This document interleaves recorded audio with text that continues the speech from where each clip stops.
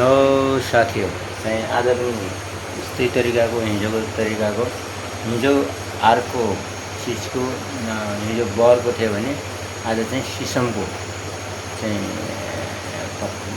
पातको चाहिँ साना डालाको चाहिँ लिएर चाहिँ सुप बनाएर त्यो सुप पिउन गइरहेको छु। जस्तो कि अब हुन त रक्सी जस्तो कलर भएको हुन्छ त्यो सिप होइन चाहिँ कलर आएको हुन्छ यस्तो आएको हुन्छ होइन। त्यो यस्तो चाहिँ कलर नआउन्जेल चाहिँ उमालिरहनुहोस् अनि कलर आउनुको बादमा चाहिँ त्यसलाई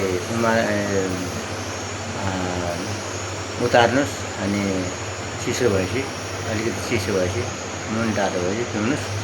यसले पनि बहुत लाभदायक और बहुत फाइदा गर्छ शरीरको लागि।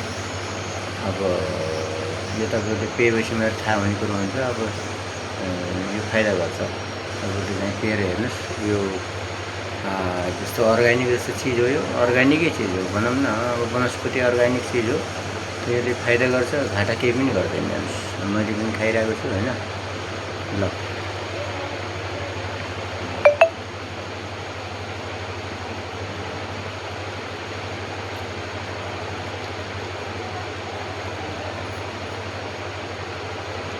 अब इच्छालाई चाहिँ तपाईँले यसको पात पनि खान सक्नुहुन्छ अथवा खानुहोस् नखानु तपाईँको इच्छा हो। मैले पात पनि खान्छु, त्यही त इच्छा तपाईँहरूको होइन।